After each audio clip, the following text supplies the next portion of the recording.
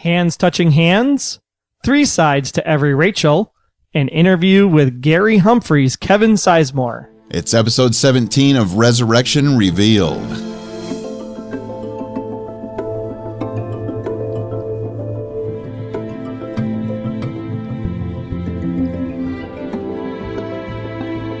Thanks for joining us for another episode of your Resurrection Revealed podcast. This time it's our full discussion and feedback for Schemes of the Devil and Kevin Sizemore interview. And this is the unofficial podcast and blog by and for fans of ABC TV's Resurrection with theories and a lot more, recorded April 30th, 2014. I'm Wayne Henderson, and I still can't believe, looking back, that I was once a club DJ at a country saloon. 5-6, here you go. And I'm Troy Heinrichs, booking my next vacation in a 5-star resort instead of a cabin in the woods, because you never know who will be visiting you there. I'm excited to continue our discussion on this past week's episode, so let's get right into it with the biggest question, and of course that is Rachel 3.0. Now, is that a question or a statement? Bellamy sure made it like a statement as a question. Rachel? That's true. So I don't know where to go with this. I'm sure that it's so open-ended that once we see the season finale this coming Sunday, it'll be explained a lot better. But there she is, like you talked about before, again in the dress that she came back in the first time, instead of being in the dress that she died in when she was with Kevin Sizemore's character, Gary Humphrey. Yeah, so let's just run it down real quick. Red dress. Mm-hmm. Does she have memories of Rachel 2.0 or not? Is she still pregnant? Does she know where Tom might be located? Does she even know she's in Arcadia at that moment? And of course, is she hungry? Odds are she's very hungry, maybe double hungry since she's back yet again. Those are all great questions because those are things that we need to know. And it's great to see that she was wearing the red dress again. And I did notice on a side note, the man that looked like he was in a suit from the 40s, he had, I believe, a red tie on. Now, of course, there were so many people returning in this past episode that I didn't notice if they were all wearing red, but let's assume they are. And as far as Rachel, this is a big turning point for her character. What do you think's going to go on here? That's a really good question. I'm wondering more what happens to Bellamy and how he processes how this event happens, because it was, crazy enough before. Yes. But to have a person return from the dead, if that's a concept, that's just got to really be a head scratcher. And what does that do then to Eric Ward's studies? And of course, this question about the miracle blood. Excellent questions. I have no answers, but I do know that a little later in this episode, after the interview with Kevin Sizemore, we do have some listener theories that kind of touch on things, and it's a lot better than what I came up with. So we'll hold off then, I guess, going deeper, because we want to go deeper with the fans. Yes. So my next question for you is Barbara's return. What implications does that have? Well, depending on whether or not she actually returned with this latest group, or if maybe she's even the first returned. Perhaps she came back even before Jacob. I don't know what the implications are going to be. I mean, now that Sheriff Fred has obviously moved on and it's been a huge number of years, I can't really see them getting back together. But at the same time, there was talk on our last episode, our initial reactions. And of course, since we just barely finished watching the show, run upstairs, get into the studio and get on mic, we didn't get to fully process everything. That's why they're called initial reactions. But the fact that the bald man and Barbara, they're together. Now, obviously, they didn't both drown together or die at the same time because he is older, but she is the same age. But I still think it's really strange that she's at his place instead of seeking out Fred. Well, I don't really think that Ned Bellamy, who's playing Sam Catlin on the show, I don't know if he's that much older looking than what he was in the pilot episode. Granted, it was a different actor in the pilot episode, but he doesn't look that much older. Like, you would assume 30 years had passed, he'd look more like Henry, right? Because they would all been the same age back in the day, or he'd look like, Sheriff Fred. He has some kind of gray hair. Now, granted, Ned Bellamy's, balding, but I don't think he looks as old as the sheriff and as Henry. So I still go with the comment that he made in episode 2 when Sam said to Barbara, which we now know because she was in the house, she found us. So by saying she found us, I think that means more that they both came back together at the same time. And they were hiding out because they didn't know how to process what it meant to be returned at that point. But all these years, wouldn't somebody have been looking for that guy? I didn't even hear that he had passed away or not. That never really was brought up, or was it? Well, he worked in a different town, or he lived in a different town. So he wasn't really part of Arcadia. He was in Newton because that's where Fred went to go to the bar. Oh, so maybe he had passed away and nobody really knew about it because he worked in a different town. Right.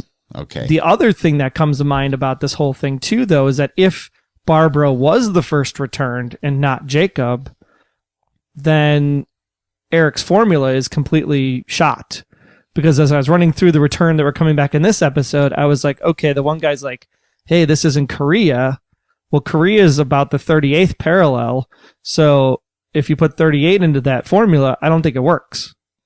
Because this formula assumed that Jacob was the first returned. So True. If the Korea guy plug his stuff into the formula, I don't think the formula works to the 0.38, which means that potentially Jacob might not have been the first, or the formula is just a big hooey pooey. There you go. That's an official term, by the way, hooey pooey. Hashtag hooey pooey. Now, is that IE or EY? Make it up however you want. Okay, we better use both. But I was just throwing it out there because anything is possible on this show as far as who came back first. Of course, since we, the viewers watching the pilot, first saw Jacob, I think they're really going to steer us into that direction. I was just throwing it out there.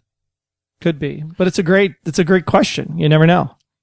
Now, I'm also wondering, on further review, did Gary Humphrey shoot Rachel, or did Rachel accidentally pull the trigger in the struggle and shoot herself? And does it matter?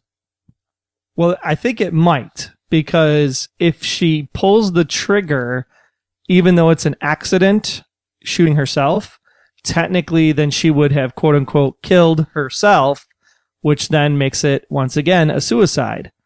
So, granted, she didn't have preconceived thoughts about it, but at the same time, if she kills herself, maybe that was the recipe for her coming back yet again in Rachel 3.0. Well said, Troy. Well said. What do you think about the miracle blood? Any further thoughts on that, since we know that Caleb's disappeared and we're just wondering how maybe Rachel's might be working? Well, I'm not going to give anything away for anyone that hasn't seen Les Reverences on the French version of The Returned, which the show and that show have nothing to do with each other, but a very similar concept of gunshot and a returning again for the second time. So I think that this miracle blood thing is a really interesting twist, because the miracle blood in combination with Rachel coming back for a second time was done differently in Les Reverences. And now this is something that was a different twist. And I like this twist better in Resurrection, to be quite honest. The fact that it's a third body and not a second body self-healing and then coming back to life. And your French pronunciations are coming along quite nicely. I'm trying. Now, I'm wondering, now that we have, over 100 or something like that returned, all showing up at once, and apparently all in Arcadia, how's the blood bank going to operate? Because, they're used to asking people if you have type O, B negative, or whatever the blood types are. Now they might have to ask, now, are you a return? Do you have miracle blood? We have a special vial for that. Do they pay extra? How does it all work? The question is once you take it out of me, how long does it stay put? Because it could just disappear into thin air. That is touched on listener voicemail a little later as well. You got anything else before we dig into this awesome interview? I can't wait to share this with everybody. Well, now that there's so many people back and there's these connections amongst the returned about how Jacob can feel Caleb and Jacob could, we assume, feel Rachel. And we talk about that in the listener theories and comments as well later on. But can Jacob channel anybody, or can they channel each other? So my real question becomes is who can sense who? I mean, Caleb said that he could kind of reach beyond and talk to that little boy that was involved with Agent Bellamy's, case back in the day. Right. And then he kind of felt like he had a connection there. And then he was talking about, more coming, more than you could even imagine. So to assume that the returned can connect with each other. But so far, Jacob's the only one who's actually reached out and actually made the connection and specifically said, I can feel Caleb. I can sense Rachel, even though he didn't say it out loud. We can clearly see visually that he did. So my question is, does that get noisy now? There's so many people coming back. Is there so much cross communication in that ether, if you will, to have maybe Jacob's head explode with the epilepsy problem? And does that pause bad news for Jacob? Great points, Troy. Listeners, give us a call at area code 904-469-7469. Again, jot this down, put it in your speed dial. It's 904-469-7469. Let us know what you think. How are things going to play out with this? My personal vote is, if that's the case, if Jacob is able to sense in one way or another all of the returned, now that there's 100 or so of them, if it's something that's involuntary, I think his head just may explode, like you said. Maybe it's selective and he can pick and choose different people, or maybe it's just special ties with the people he knew, like Rachel, and perhaps he knew Caleb in some fashion. But some of these people are long before Jacob was ever born. So I'm hoping that would be a way that he doesn't have to sense all of them. Make sense? Point. Very good point. Connection is really the key. Like, who am I connected with? And that connection is what then helps me either stay rooted, if we use Maggie's term, in Arcadia, or if I disappear. We talked about that with the whole, Elaine didn't have any connection with Caleb anymore, so Caleb didn't stick around anymore. So all in all, I think Schemes of the Devil, fantastic episode of Resurrection. I would give this one 10. Again, another 10. 10 out of 10 surprisingly paved roads. Unfortunately, I can't go as high. I'm going to give it 9 lives of Rachel. Oh, boy, if she has 9, she'll be very cat-like. 9's still an awesome rating. I mean, great stuff. Yeah, I mean, the only reason I gave it a 9 was because, unfortunately, I read the book, and unfortunately, I did see Les Reverend, and because of that, I kind of predicted what was going to happen to Rachel as soon as the gunshot happened, and I was like, oh, yep, there she is. Well, then, I think you should... And ABC technically ruined it because they showed her looking at her corpse back in, episode 2 as the, this season on Resurrection, so because of that, you're like, well, she can't be looking at the same body because it would be, decomposed 12 years by now. So when they showed the trailer again for this week and you saw her looking at her body, it was like, oh, totally got it now. Yep. She's looking at 2.0 body. Okay, now Troy, let's suppose that ABC didn't screw up with that promo and that you never saw that. And let's suppose you never saw that French show. And let's suppose you never read the novel. Would this then have been a 10?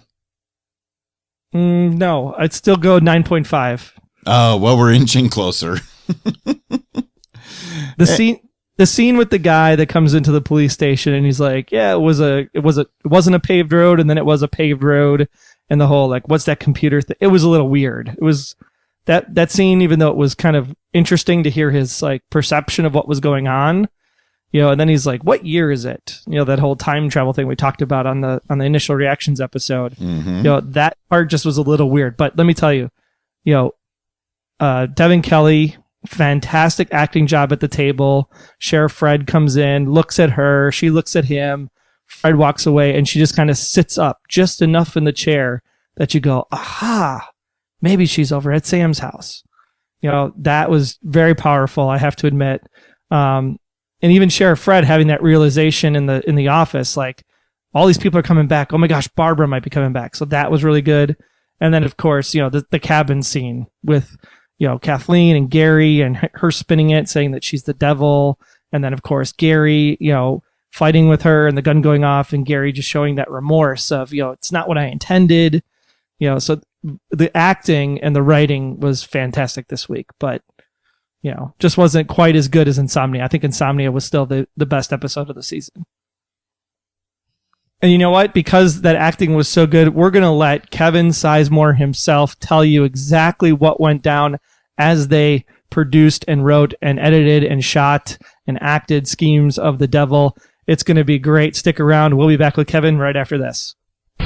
According to Wikipedia, the most trusted source for information made up by that guy down the street who steals the flags off of everybody's mailboxes, there are over 115,000 English language podcasts in existence today. But there's only one that makes more sense to those who don't speak English. The Voice of Steve. At The Voice of Steve, you can find out about all those things you thought you didn't care about. You still don't care about it. You just get to hear about it on The Voice of Steve. Entertainment news, business news, sports news, international news, movie news. You'll find all that and more somewhere else. But you can hear Steve's take on all that on The Voice of Steve. You can like it on Facebook. It's free on iTunes. And you can download it where it all began. Podomatic.com. Listen to The Voice of Steve now.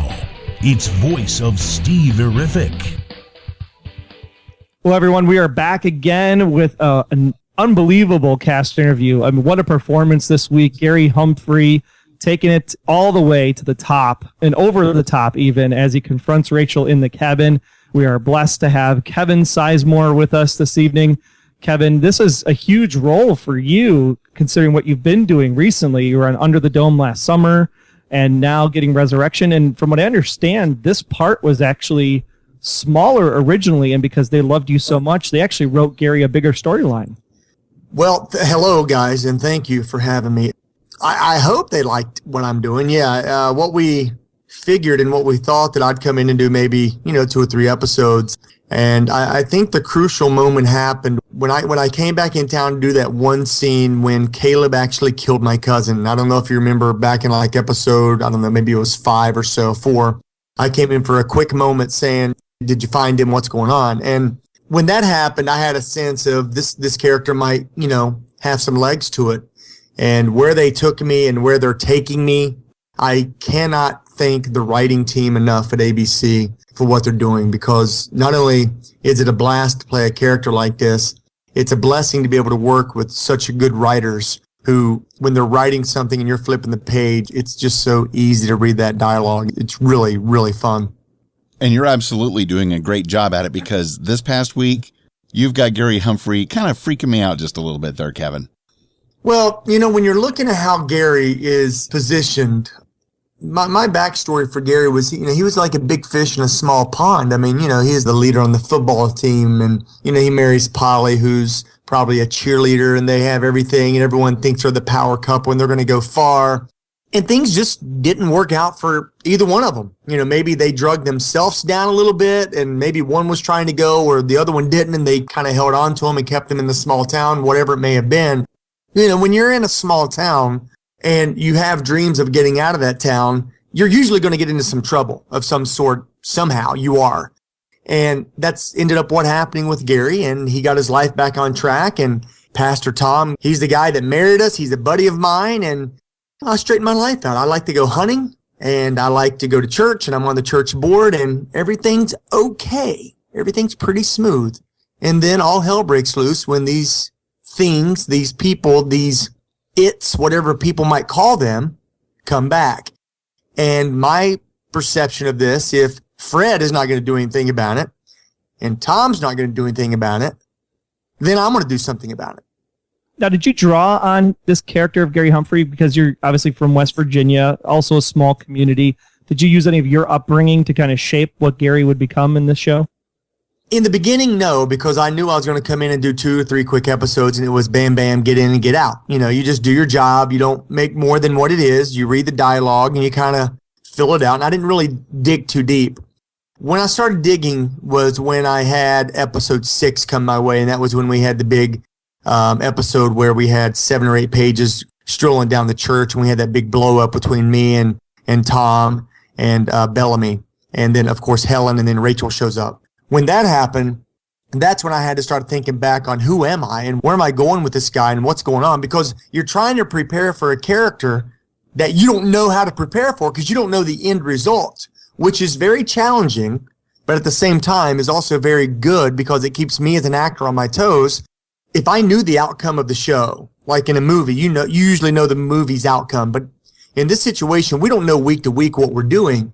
if I know the outcome, whether I want to or not, I might show tendencies or I might show certain examples of what the outcome might be by a gesture that I don't even know that I'm doing. So I'm glad I don't know what I'm doing. I'm glad I don't know where Gary's going, because it's exciting. It really is so much fun for me to sit back and just, let our writers just go nuts. I mean, they're just writing. I mean, writers such as, I didn't work with, Tom. I didn't work with him at all, but Nikki and, Jessica and Nathaniel and Michelle and Tara, of course, Jason, who wrote the existence of this with The Returned, and Aaron, his team that he's put together. I just sat back and I just laugh and go, are you kidding me? How did I get this job? How did I get so blessed for me to be able to just go on a set and work with these actors and this writing group with ABC and just sit back and just, it's really a blessing. It's fun. And I know I've told them individually, they know how appreciative I am.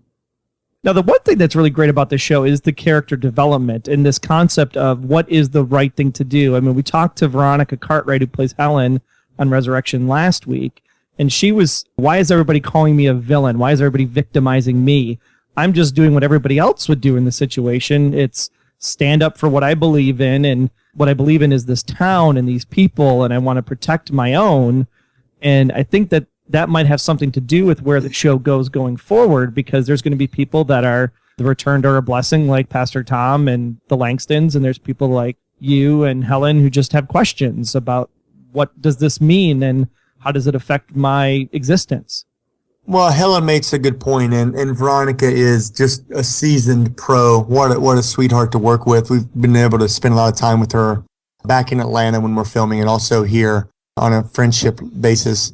She's right. She's doing what a lot of people are thinking, and Gary is doing what people are like, well, if I was there, that's what I would do. If I was that, that's what we're doing, what people are thinking. And, you always bump into that person who everyone says, well, he's rude or he's cocky or he's this or that. Well, that person's not rude or cocky. They're just saying what's on their mind. When you meet someone who says something that's on their mind, you either have to look at them as being just rude or you have to respect them. And I feel on what Gary's doing is he's got to be respected for at least trying to make a difference in this town when no one's really doing anything. Yeah, he's definitely a take action kind of guy. You've played a few of those in the past. And so it's good to see somebody actually taking action and just grabbing the bull by the horns, even if it might be a little misguided at times. Well, yeah, and that's where you fall back into my past, where you throw a bottle and a gun and a knife in a cabin with the girl, something's going to happen. Very well put. And that cabin, we've talked about it before. It could really use some sort of makeover. Call the Property Brothers or somebody. Listen, I like to keep things very basic. I like to have a lot of light shooting through the side so I can get my own light. I don't like to pay for lighting. I like to have natural light. And you know what's great about when we did the cabin shot? When I opened the door and Matt Craven is standing there and I'm looking and you see Matt looking at me, that was all green screen. They did a wonderful job on that green screen because, the outside of the cabin, of course, and when Matt comes in and you see me, that's exterior. But when you're looking outside, that was really awesome stuff they did. Now, your friends that were there helping you out, I mean, in the previous episode, we got to basically meet Poker Club meets Gun Club. They're talking about, we got your back, Sheriff, if anything goes south. But at the same time, these guys kind of backed out on you and said, hey, we're not cool with this, Gary. We're going to, kind of back off. So where does that leave Gary? Is he kind of like up in the air with his friends then, or do they make amends? Well, when you look how Gary, and I think you hit it earlier, I think Wayne said this, he likes to take charge and he's going to do it his own way. And his buddies, they're the guys that jab each other and they're all hunting together and they're having fun and everything's all cool and they can joke at each other. But when I think things have changed now more when the bottle is in the action because, I don't see Gary being that big drinker like he was. Yeah, he might have a beer. He might, have a shot or something here and there. But when you have a fifth and you're drinking that bottle the way he's drinking it and you know that he's not working on a normal, sane way, he doesn't care what happens with his friends because he's not even thinking about tomorrow. He's thinking about right now, and that's probably the worst thing he could be thinking about because Fred gives him the opportunity to get out. Hey, Go dry up. Get out of here. Do whatever you want. Get out of town. We'll fix it. No problem. I should have ran and said, you know what? Thanks for being a true friend. But I didn't. I got screwed up because then I take her hostage, and then you saw what happened. Yeah, and I think that was really good advice from Fred. And speaking of some of the things that Gary might be thinking about, how do you think Gary might feel if his cousin Dale also becomes one of the returned? Wayne, that's a great question. I don't know. I really don't know how he's going to feel about that. I don't know if he's going to take the approach of you're one of them or, hey, you're back. That would be a wonderful surprise. And who knows what other surprises are going to come along in the future. I mean, Gary can go a bunch of different ways with your imagination can just run rampant on ideas of why am I so determined to take care of this quote unquote problem that we have in Arcadia? You know, what's going on in my past that maybe I don't want to see come back, or, you know, what has happened, or what, there's a million things you can come up with. And I can't wait to see where they take this guy. And I think that's what really stands the show apart from other stuff on television right now. It's got that feeling of there's more depth to these characters than what you see in these first 8 episodes. We got really great glimpses of that when we talk about Maggie's previous relationship with Dr. Ward, or even all the way back to the little boy and the fact that he dies in that river. And when that happens, what's that ripple effect? I mean, the factory closes. When you have the main factory that employs everybody in town, how does that affect everybody else in town and how they move forward from that point?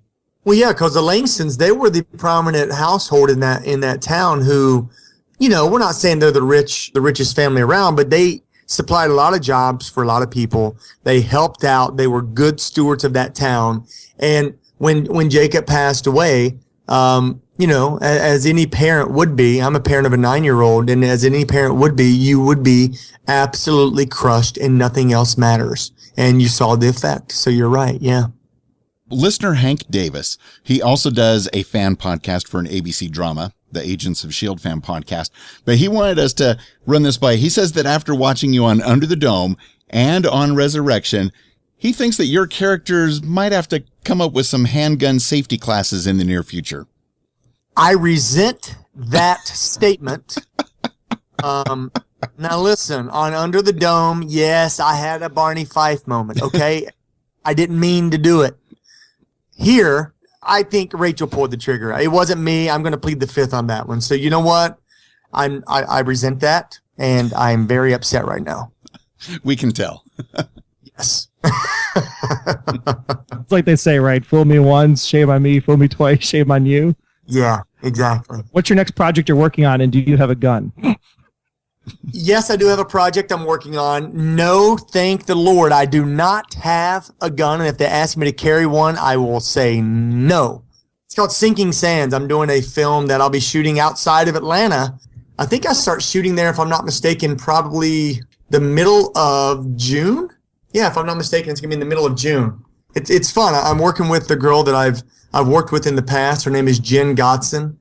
We did a little short film together with my son, and it did really well in all the film festivals. We had a great time. It's directed by Brian Yarborough.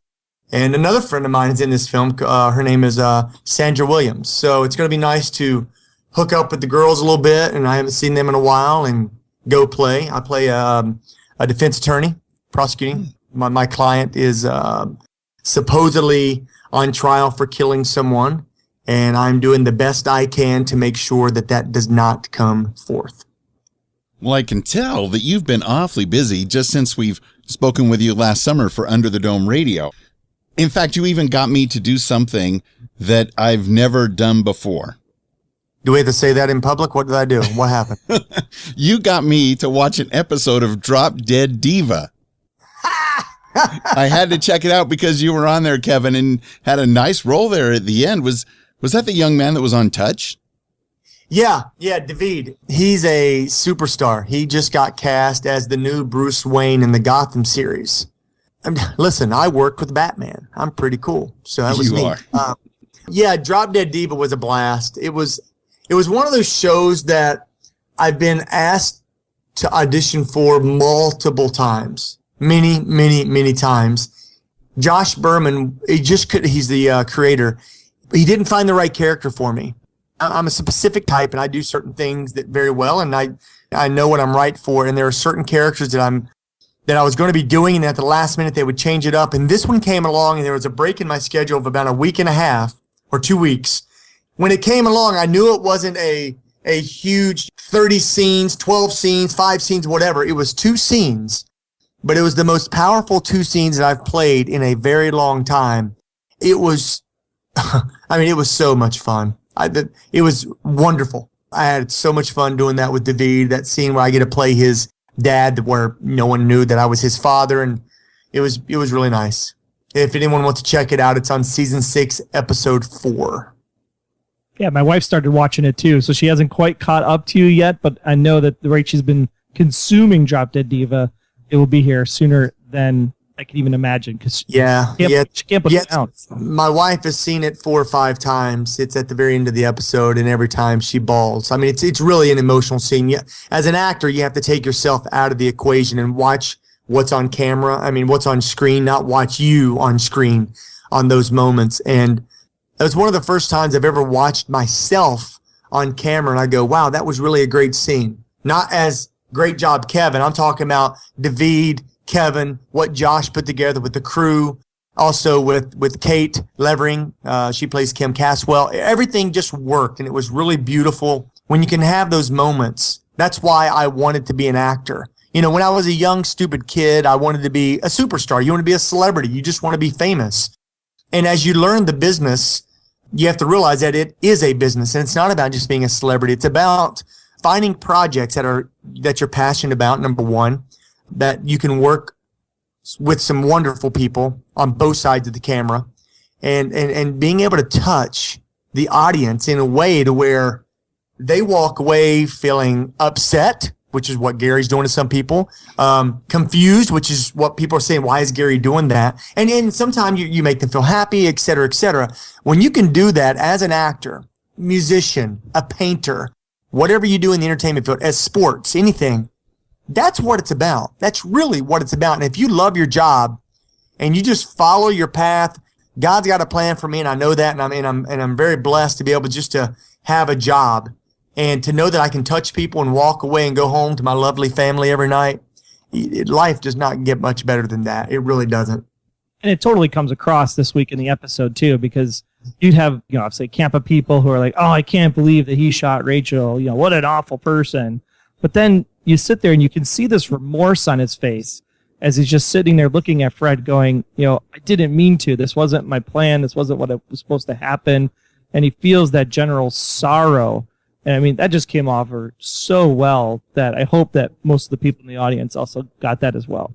No, thank you. And when I was watching the episode, we had a few friends over last night when the show was on, and I wasn't paying as much attention because when you're live tweeting with everyone, you miss some things. So when I went back and kind of clicked through the frames and watched it a little bit with my wife again, I did not notice that they put that last shot when Fred throws Gary up against the wall right before the scene ends, and Gary says, I'm sorry, and he's crying, and I did not know they put that in. And when I saw that, I go, that's what I was hoping would happen, so they understand that I'm not this horrible person. I made a mistake, and sometimes Gary might be trying to be tougher than he really is. It's an impossible situation all the way around, and Jason did that a really great job explaining that and showcasing that in the book itself. Yeah. Assuming that you finally got to read all of Jason's book, because I know it wasn't quite out when you guys originally. Yeah, I did. Yeah, I actually did. I didn't read it until, I'll tell you when I read it. I was in Atlanta when I was shooting Drop Dead Diva. We got hit with that big storm, and I was in my hotel. We didn't go anywhere for 4 days, so my 3 days of shooting turned into 9. So I read Jason's book while I was there, and it was great. It was just me in the hotel and the treadmill going at it for a week, and it was wonderful. We are talking with Kevin Sizemore, the actor who plays Gary Humphrey on Resurrection. And as you've heard on some of the episodes of the podcast, Kevin, we like to do a rapid fire segment, maybe learn some little inside tidbits about you and maybe even some things about Gary. So you've heard where we ask you some questions. We'd love it if you could answer as yourself and then answer how you think Gary would answer it. So we'll just start off with the easy one first, Kevin. What is your favorite color and what is Gary's favorite color? Well, this is interesting. My favorite color and Gary's favorite color are the same color, but not for the same reasons. I like the color green, more of a hunter green. My eyes turn different colors from time to time, so my wife finally made me settle on a color, and she goes, your eyes turn green when you wear green, so just keep them green. So for me, it's green, and for Gary, it's also green because he loves going hunting. He enjoys that. I thought it might be because one or both of you were fans of the 13-time world champion Green Bay Packers. I just wanted to check. You know, you don't even want to know what my team is. Move on. Oh, Lord. Favorite movie? For me, it's Shawshank Redemption. It's always been that. I've loved that movie ever since I was even wanting to be an actor. And for Gary, it's Roadhouse. Interesting. How about your favorite season of the year and Gary's? That's a hard one. I'm split because I do like the cold weather. But I guess if I had to choose between the freezing cold and the beautiful sunshine, I'd probably have to go summer. And I would think Gary would like winter because he likes getting out there and it's time to, go hit the mountains and get his rifle. Favorite type of music? And what would Gary listen to while he's out taking out some deer? Gary's more of a Leonard Skinner, Jason Aldean guy, I would think. Me, man, I've got an eclectic style of music. I love so much. Darius Rucker and Rascal Flatts. I love country music. Tesla. I love those guys. I listen to a lot of Christian music. I even like some Bruno Mars. I like a little bit of everything. I really do. So with the country then, how do you feel about ABC's Nashville? Have you been following that at all? You know what? A buddy of mine is on Nashville. I just really hope they get a season 3. Charles Easton, his name is, everyone knows him as Chip. He plays Deacon Claiborne. He and I used to play basketball together twice a week, 15 years ago, every week for years and years. And that was back before and while he was doing Whose Line Is It Anyway, I think. And man, it's such a good guy. I've worked with Eric Close before. I did a show he did back in the day. I like the show. I think it's a fun show. I love country music. I'm really glad that they did not take it out of Nashville because I know there was a talk of them taking that show out of Nashville and that show needs to stay in Nashville. But, certain shows, put them where they are. I mean, I'm an advocate of let's keep shows in Los Angeles because, that's where all the actors live and we don't want to leave our families. That's really difficult on everyone to have to move and bounce around. But, a show like Nashville, you can't fake that. Now, Kevin, if you could have one person come back to life like the returned on Resurrection, who would it be and what one question would you ask them? I never met my grandfather, my dad's dad. I think he held me once. I'd like to, there's a handful of questions I'd like to ask him, I think. Also, my dad's brother passed away when I was very young. He was that uncle that you never saw a lot of, but when you saw, you knew you're going to wrestle and you're going to have a lot of fun. And, it was cut way too short. So I have a few with him. I just realized when I got this show, I was filming and I came home and I told my mom, hey, this is the characters and here's the show. And she goes, well, what's Kurtwood's character's name? And, what's Francis's character's name? And I said, oh, it's Henry and Lucille. And she got very silent. And that is my grandparents' names who are no longer with us, which is really ironic that they're playing my grandparents who are not with us anymore. And I really would like to have another night with my grandmother. She used to play the guitar a lot and I would sit there with her. The music that I have in my life, I think, came from my grandmother. And my grandfather was the total opposite. He was very quiet, worked on the railroad. I'd just like to have had another conversation with them. So I know I'm giving you a lot more than you probably asked for, but I'm not just a one-answer guy. There's a lot out there that I'd like to give and give back to my family, and I'd love to be able to hug them all one more time. I really would. I just thought of something, and this and I kind of feel guilty for even thinking of this, but I never met my wife's mom. We missed each other by 1 year, and all the photographs that I've seen of her, I've never had it. I would have driven her nuts and I would have loved it. She would have just chased me around with a pot and a pan and it would have been so cool to be able to just see her smile face to face. So yeah, I'm throwing you 5, but oh well. what kind of mayhem went on the set? So if there's something about Gary, maybe even around the church scene, because I heard from Veronica that it got a little wild at times. What could we see on a season 1 DVD with you acting out?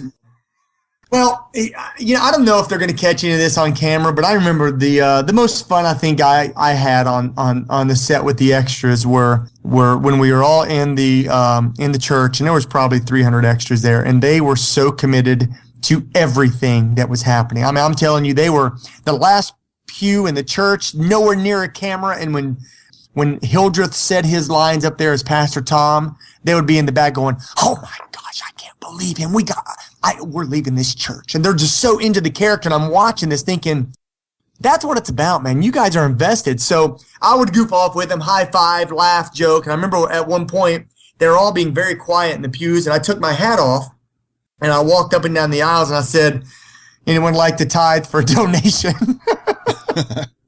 Did they? No, I didn't make any money.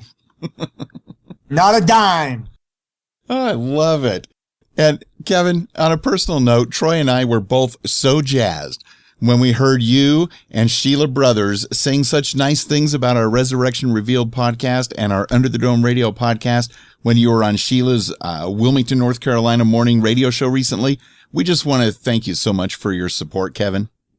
Oh, man, I am so happy for you guys because when I first met you guys on Under the Dome, I believed, I don't know, maybe this is weird, but I believed in you. I believed that you guys are doing what's good for our show. And I could hear that through Under the Dome. And I know you're doing what's good for Resurrection. You are making it better. You're educating more people on things they never thought about the show. And me, and along with the other actors, and I know all the producers, everyone involved, I know that they're all very thankful. Thank you for saying that. It was a pleasure for me to say that about you guys. And thank you for making our show better known to other people. We really appreciate your help and all that you're putting into it. Well, it's been a great season so far. Upfronts are around the corner, crossing fingers. Season 2 has to be a for sure thing. The DVR numbers are, again, off the chart last week, the +7 days. Got to see where this goes, right? Because we need more Gary Humphrey. Yeah, I think there's a lot that Gary needs to take care of before he even thinks about going anywhere. And my God, if you shoot me, I mean, I'd probably just come back anyway. You can't get rid of me. Right. Very true. Very true. Well, it's been great. Thank you so much, Kevin, for coming on the show and talking with the fans. Is there any final charity project or anything that the fans can get behind to help you out? You know, I have my hand in a lot of different things. I help as much as I possibly can. Something that's really dear to my wife's heart and I is LLS.org, Leukemia and Lymphoma Society, LLS.org. And I'm more of an advocate of, I mean, you can get out and you can tell people what to do and how they should do it. But if you don't have the funds to do anything, just help each other. Just help someone, open a door for someone. Just be kind. Everyone helps each other out. That's really what I'm passionate about. Just trying to go through life and not let things get too serious. It goes by very fast. All we know is that we do live and we do die. We know that for a fact. And in between all that, let's try to make that as fun as we can until we leave this earth. That's pretty much all I have. Well, it's been great. And of course, all the fans will have links to everything, the LLS.org charity as well. You can find all of that at our show notes at resurrectionrevealed.com/Kevin. And again, just awesome. Thanks again for taking the time out. This has been great. Hopefully we can chat again next year with season 2. That's the plan. Thanks, buddy. Have a great night. God bless you guys. Thank you so much, Kevin. It's been a blast. We appreciate you taking the time out, spending it with us yet again. Thank you. Awesome as always to talk to Kevin. I mean, couldn't do the show without him. He's been a great, great help. You know, just getting the word out and, you know, talking to the Domies from Under the Dome. We hope that all of you Resurrection fans can join us this summer as we do return for Under the Dome Radio at underthedomeradio.com for season 2 in another small town dealing with a crisis over in Chester's Mill. But that's a different story for a different day because we want to hear your stories in the awesome listener feedback section. Take it away, Mr. Jeff Gentry. Hey, this is Jeff Gentry, X-Force 11, calling in. Wow, so we now know that if somebody dies from the resurrected, and their time here is not done. Their thing isn't accomplished. They can come back. Now the question is, does she remember what happened? But that still didn't answer. Can Caleb come back? Because he just disappeared. We don't know if he can or not. I mean, we don't know if his time was done or not. So just raises all kinds of questions. Looks like it's going to be a good finale next week. Thanks, guys. Bye. Excellent. Jeff, thanks for giving us a call at area code 904-469-7469. And so do you think that's what plays into it, that perhaps her work here was not yet done, and until whatever that work is done, she may just keep coming back? I mean, that's the theory that we ran with the Caleb's disappearance, right? Because he finished his work. He had that disconnection from his constant and his daughter. And because of that, he disappeared, just like he miraculously reappeared. And the thing that he mentioned, though, is like, now we know that the return can come back. We don't know that everybody can come back. We know that Rachel can come back. Exactly. And I wonder, again, if it's partly because of the way she died the second time, if that has something to do with the way she was able to come back. But again, we don't know if she knows anything about Rachel 2.0, because she does come back in that red dress versus what she was wearing in the cabin. And I think that's a telltale sign that it's almost like a reset kind of thing. Makes you think now it's probably more like timeline, alternate dimension concepts versus aliens or otherworldly beings. And I think we're going to get those answers. I would assume they give them to us in the first 15 minutes of the finale on Sunday night, and then we'll know and we can kind of move on, because obviously we don't have any confirmation for sure whether or not Caleb's work was done or if he just threw all the chances away, is what it appeared to me. But we'll know soon enough, I think, on that side. You watched Lost, Wayne, just like we were going to meet the others in the end of the first season, and then we all we saw was just a giant campfire. We're not going to get any answers. This show's going for like 5-6 years. Come on. Line them up, Alex.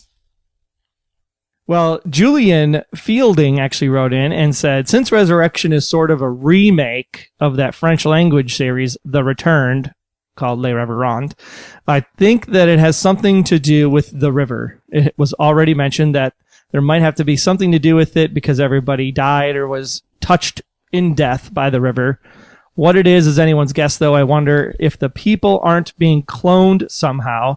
I've heard people mention aliens, but that might be too simplistic because they really aren't being quote-unquote resurrected because they have to be clones. Otherwise, they'd be coming back in their original bodies if they were quote-unquote resurrected.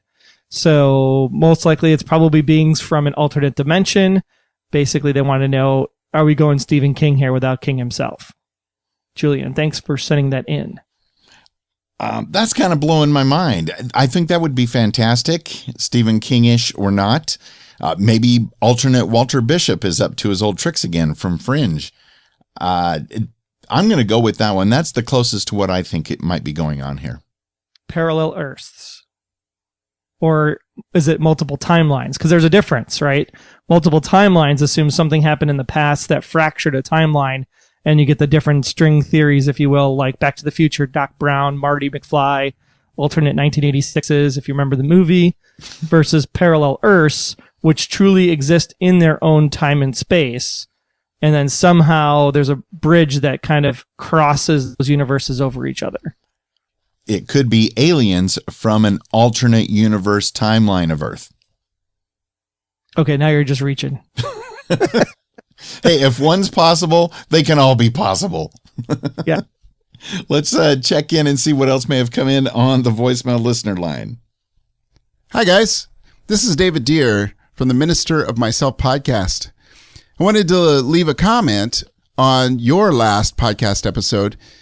Something that seems like you guys might have overlooked or didn't catch or something, but at least it appeared to me that when Jacob was being questioned as to whether or not he could sense Rachel, he was protesting and he was saying that he didn't want to do it and all. But just before they cut from that scene to the scene where Rachel is tied up in the shack, you could see Jacob's hands and he's wringing them behind his back and they're in the exact same position and he's making the exact same movements as Rachel's hands when they cut to her as they're bound and tied up behind her back.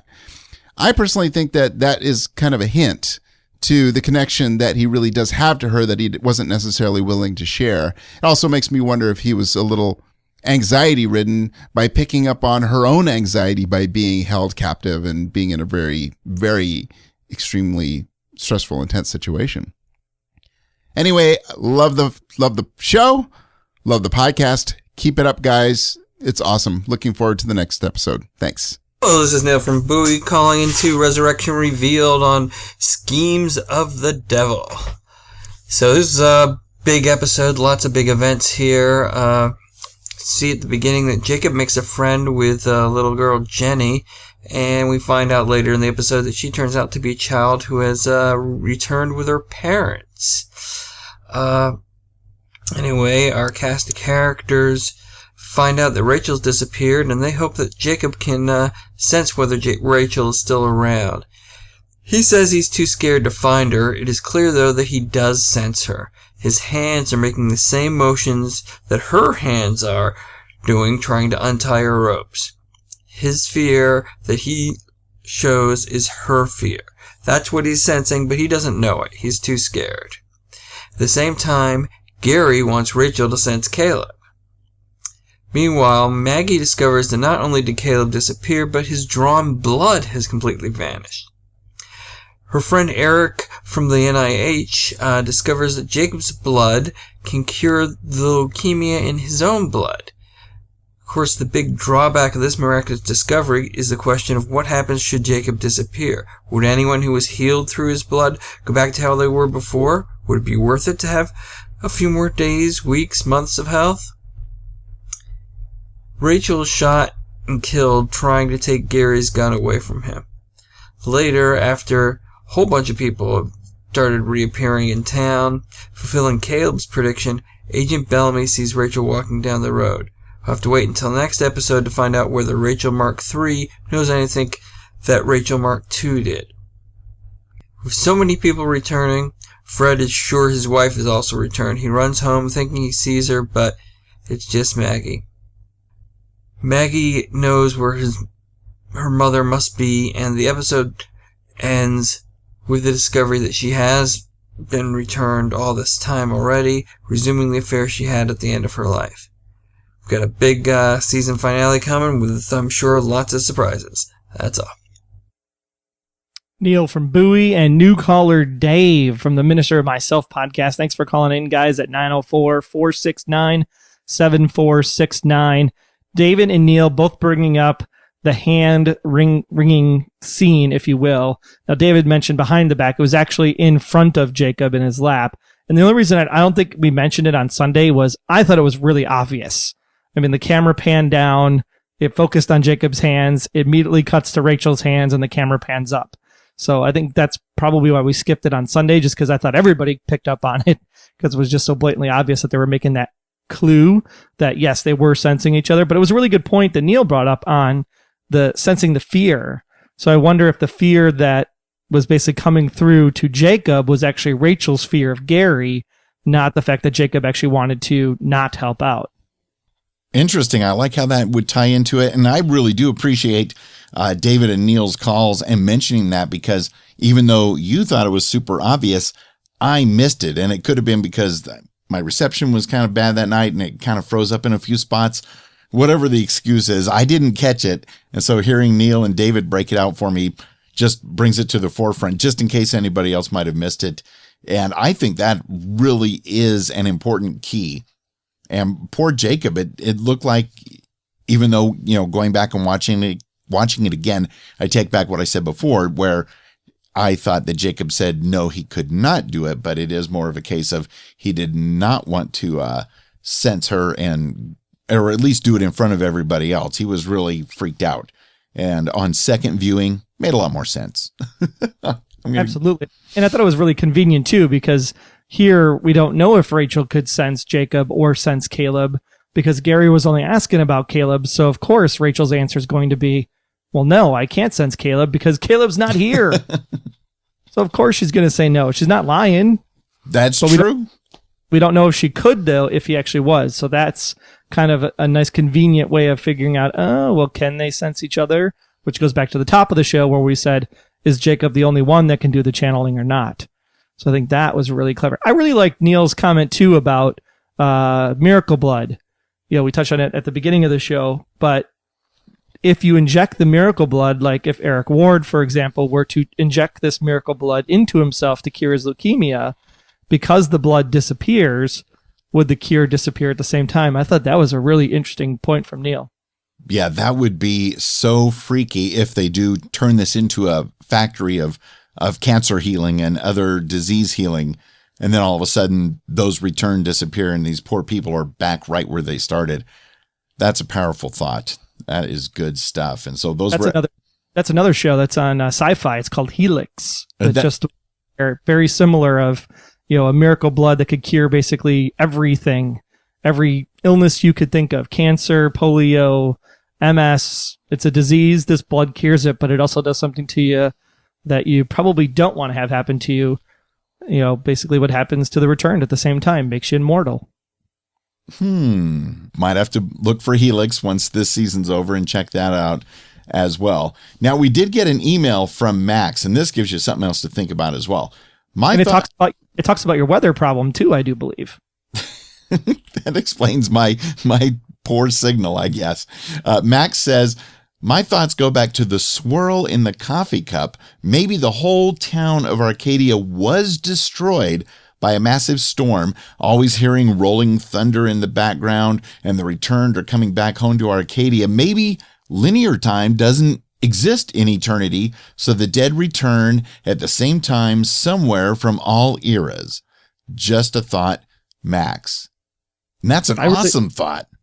I love it totally, because that thunderstorm that was kind of rolling in right as Bellamy and Fred were standing in the woods as they were kind of reeling out Rachel's body. Here's this death. And of course, big storm comes right as the death of a Return happens. I thought that was really great. I don't know if that was planned or if it just happened to be thunderstorming that day when they were filming in Atlanta. But that was really, really a nice kind of twist to have that happen. Because the one thing that people, I really love Max's comment too, because one thing people are kind of posing is, are the Returned coming back, or has the entire town been destroyed and everybody else doesn't know that they're really dead? So they're actually all in some kind of way station, if you will. If you want to call it purgatory, I know people don't want to use that term because that's what they think Lost was all about, which it wasn't. It was not. But, maybe they're in some kind of, transient state where they're all there. And the reason why they're showing up is because they've been there the whole time and people are realizing that, something's going on.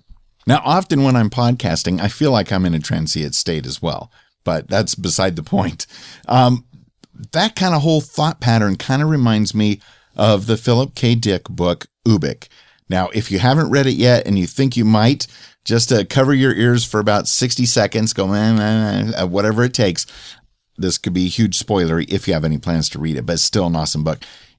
So in the book Ubik by Philip K. Dick, it all starts out that there's this terrible explosion, and we think that these 9 people all died in this horrific explosion, and people like their boss and other people in the company and family and friends are trying to contact them, because in this future, you're actually able to kind of connect up these electrodes, and for a while after somebody dies, you can still kind of communicate with them, not verbally, but you can sense their thoughts and talk back and forth.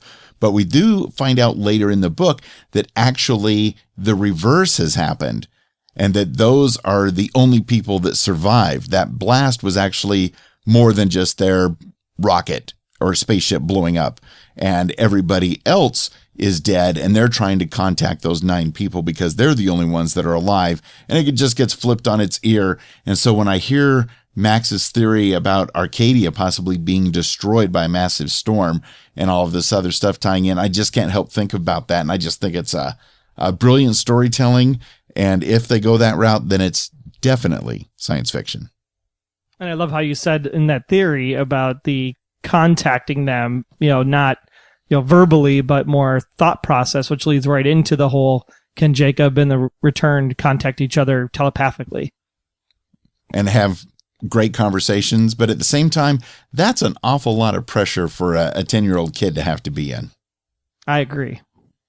Now, we also heard from listener Steven this week. He's got something else to share with us for us to ponder, at least until we see the finale on Sunday night. Hey, guys, this is Stephen from Wisconsin. I just wanted to give my 2 cents on the latest episode. As I stated on Twitter and everything, when the hundreds of people that came back, I thought that everything was just going to break out from there. And I have a feeling that in the finale, one of the cliffhangers or twists definitely will be with the government coming in, because it's kind of hard to hide something like this now from the outside public, with there being thousands that are returning. Love the podcast and keep it up. Bye. Thank you, Steven. Steven from Wisconsin. 904-469-7469. Write it down. Make it a permanent contact in your phone. That way you can call in right away after the finale ends on Sunday. And the question is which military branch, right? Is it State Patrol? Is it going to be local Army reserves? Is it going to be, FBI, CIA type of stuff? I think that'll be the question. If military does show up, which military is it going to be? I think I know. It very well could be Emily Thorne from Revenge and her special division of the Department of Homeland Security. Very well could be. It's a crossover episode. That would be fantastic. It's bound to get messy because, as they've kind of alluded to, when you have 100-something people coming back from the dead, eventually there's going to be word leaked out. I just have a feeling. And I don't think we've seen the last of the onslaught either. I think there's going to be a lot more coming back in the season finale as well. Well, considering it is a small town, I mean, there's got to be at least a reasonable limit to the number of people coming back. If it was maybe the whole history of New York City, then we're in for a big, big mess. But Arcadia, Missouri, I'm just kind of guessing because it's all fictional. I would say maybe 300, 400, 500 tops, maybe. I guess it depends on how far back in time you can go. Like you talked about on our premiere episode, where we talked about the producer of the show, Aaron Zellman, talking about how maybe history being actually a character in the story. I can see where that is coming to fruition now. Absolutely. And there's a lot of history, especially if you take a look at the costumes that were worn. We're talking, Korea was like late 50s. You had the guys that Fred almost ran over that looked like either World War I or World War II aviator bombardiers. Right. You had the Bolo Man, which could have been 1920, 40, or 60, depending on where you want to place him. If, depending on, it's Arcadia too. So, maybe they had gravel roads for a while. So it might have been, later 50s, 60s instead of the 20s. But, I think it'll be interesting to see how these all play together and where these people, is this a grandparent? Is this a, somebody that started a company and the company's not there? And, there could be all kinds of interweaving stories with our main cast of characters based on these people returning. Now, as we try to figure all of this out, Caleb's daughter, Elaine, wants to remind us. I can't handle one of your theories right now. It's confusing enough as it is. Hang in there, Elaine. Once we figure out the theories, it'll be a little less confusing. That's what I'm hoping. Right, Troy? Absolutely. Details, as I've heard Troy Heinrich say on an occasion or something. Now, of course, you can follow us on our Facebook page for Resurrection Revealed, also on Twitter. In fact, let's go to the great Larry King to let everybody know where they can find us on Twitter. At Resurrection Pod. There's a Resurrection Pod. Yes, Larry, there is a Resurrection Pod, and that is also our Twitter handle, at Resurrection Pod. I still can't believe Larry King said the name of our Twitter account when he was talking with Omar Epps and answering the question we sent in. I still am blown away by that. Yep, and you could see that full interview with Larry King and Omar Epps right at our website, resurrectionrevealed.com. Just click on blog and scroll through until you find the video. It was a great interview with Omar Epps. Fantastic stuff. Now, the Resurrection Revealed community of listeners has really taken it into high gear, Troy. You alerted me to this, that all of a sudden we've gotten a lot more great iTunes reviews lately, and you've kind of compiled a list. Can you share that with us? Because I'm humbled and blown away by everything going on lately.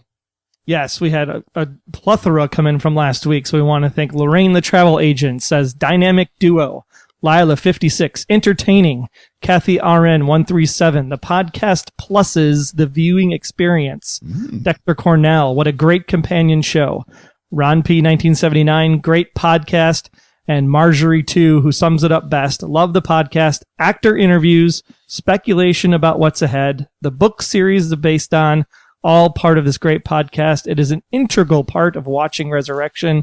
Thanks so much to everyone. Again, we'd love to hear from you because we know there's a lot listening. Had a great month of downloads for us here at the podcast. So head on over to resurrectionrevealed.com/iTunes to leave a review so we know how we can make season 2 even better, because renewal has to be around the corner.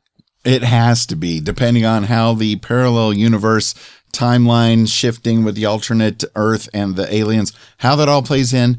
Season 2 has got to be coming. I also want to thank Rick and Amy Moyer on the Take Him With You podcast. They played a double shot rock and roll radio style of our podcast promos, 2 in a row. They played Resurrection Revealed and our Under the Dome radio promo. So thank you so much, Rick and Amy, for sharing those. And in fact, Troy, you mentioned earlier our listener voicemail line of area code 904-469-7469. That same number is also used for Under the Dome radio. So this summer, when you're watching Under the Dome, if you already have that in your contacts, like Troy suggested, give us a call with your thoughts and theories on that show as well, because we're going to have a lot of fun with that when that kicks off this summer.